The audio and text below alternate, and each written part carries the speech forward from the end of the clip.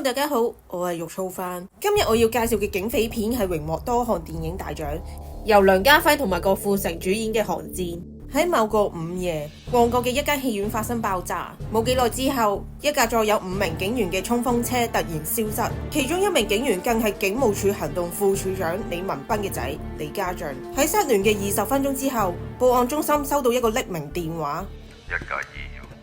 ，5個差人，加埋車上裝備，值幾多錢？由於案情嚴重，警隊高層即刻召開緊急會議。喺調查嘅過程之中，警方發現呢批恐怖分子對警方嘅行動模式了如指掌，懷疑警隊有內鬼。救子心切嘅李文彬即刻宣布香港進入緊急狀態，將營救行動代號命為寒戰。資訊科技總監表示，以現今嘅科技同埋資源，恐怖分子根本冇可能令到5位警員同埋1架衝鋒車同時失聯，因為就算警員熄咗對講機，資訊科技組都可以利用無線電追蹤到警員嘅位置。冇幾耐之後，警方根據無線電定位到5名失蹤警員嘅藏匿地點青衣船艙。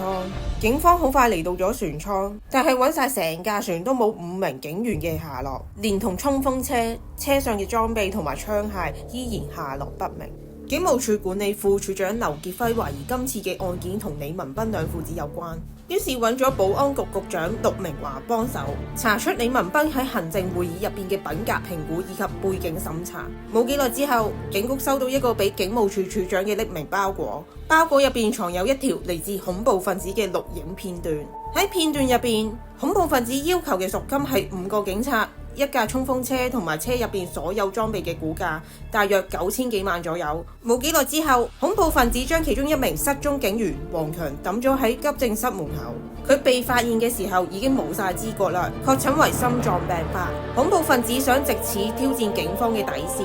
李文彬鑑於挾持警察事件有惡化嘅趨勢，正式宣布香港進入2級戒備，全港警區所有組中班延前2個小時交班，所有前線人員休假取消。李文彬命令要有2/3嘅警力全部執行營救行動。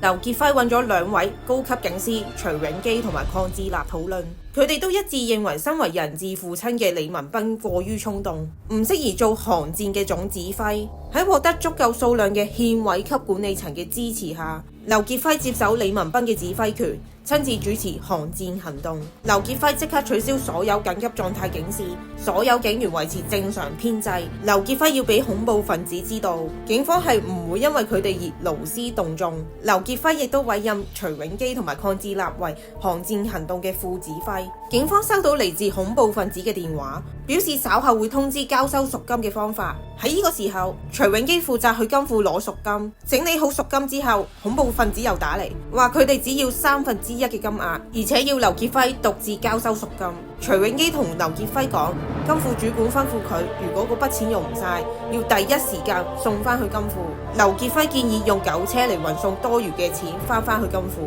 劉傑輝根據恐怖分子所提供嘅路線移動贖金，但係途中恐怖分子不斷更改路線，藉此擺脫緊隨劉傑輝身後嘅警察。恐怖分子命令劉傑輝搭的士，然後喺高速公路停車，將贖金掟落橋，造成咗交通大擠塞。喺一片混亂之中，意識到情況唔妥嘅劉傑輝即刻請求一直緊隨其後嘅徐永基上嚟支援。呢個時候，恐怖分子對劉傑輝發動攻擊，徐永基同恐怖分子激烈交火，但係最終失控撞上咗劉傑輝搭嘅的士。當劉傑輝好急咁睇徐永基情況嘅時候，發現佢已經中彈而且傷勢嚴重。劉傑輝即刻請鄺志立叫白車，但係徐永基送醫急救之後宣告不治。劉傑輝好自責。與此同時，鄺志立表示原本要退翻金庫嘅嗰筆錢被恐怖分子搶走咗。好消息嘅係，恐怖分子事後釋放咗被綁架嘅警察。喺劉傑輝繼續深入調查之前，佢俾廉政公署首席調查主任張國標問話，因為張國標收到一份匿名文件，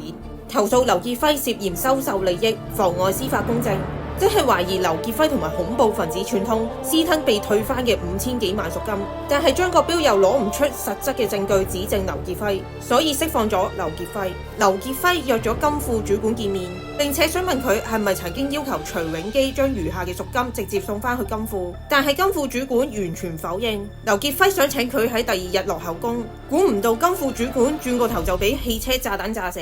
鄺志立查到徐永基原來喺近半年輸咗好多錢，所以偷咗剩低嘅贖金，打算清還債務。張國標進一步調查，發現警務處處長即將喺2年之內退休，因為咁樣，身為警務處副處長嘅李文斌同埋劉傑輝即將競爭晉升警務處處長嘅職位。由於劉傑輝係由文官升上嚟嘅，擅長管理警察嘅財務，得到咗保安局局長嘅支持，而李文斌就係由警員一路晉升上嚟，一直深得內部前線警務人員嘅支持，特別係刑警，兩者旗鼓相當。但係張國標喺政府高層嘅情報入邊得知，原來警方嘅理想人選係劉傑輝，因為經劉傑輝管理嘅4年，警隊嘅賬目做得好好，所以李文斌好大可能被勸退。張國標而家懷疑李文斌想破壞航戰行動，而令到劉傑輝唔可以晉升。張國標請咗李文斌嚟到廉政公署問話，盤問李文斌係唔係就係恐怖分子嘅內鬼，連同恐怖分子合作殺死咗金庫主管同埋徐永基，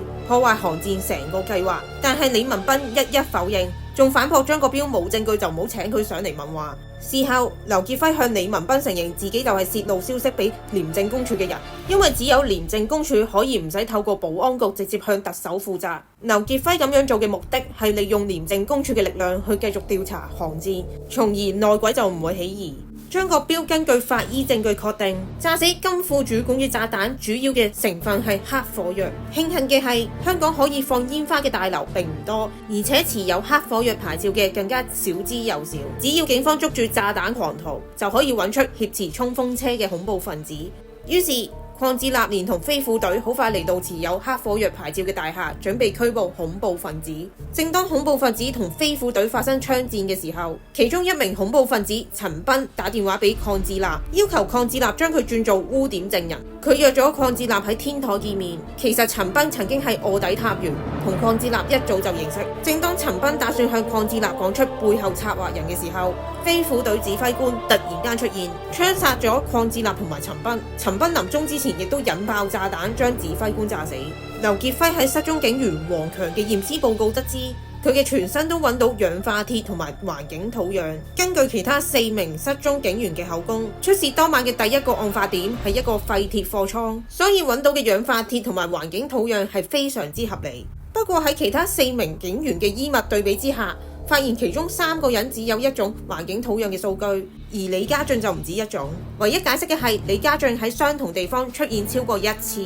劉傑輝推斷李家俊被挾持嘅影片係事先錄影嘅，佢先有足夠嘅時間檢查清楚所有背景資料已經清洗乾淨，即係指李家俊就係內鬼。李文斌揾佢個仔問清楚，李家俊承認佢睇唔過現任警務處處長軟弱無能，而劉傑輝只係識做數擦鞋，先策劃呢件事幫父親上位，打算過幾日就會安排嗰批失槍同埋贖金曝光，等父親去破案。李文斌見阿仔一啲後悔之心都冇，加上佢唔願意趕出同黨，於是親自命令手下拘捕阿仔，並當面聲明同李家俊斷絕父子關係。喺第2日，李文斌同埋現任處長宣布提早退休，等劉傑輝接任警務處處長一職。最後，劉傑輝接到一個嚟自恐怖分子嘅神秘電話，對方宣稱已經綁架咗佢嘅老婆，要求釋放李家俊作為交換。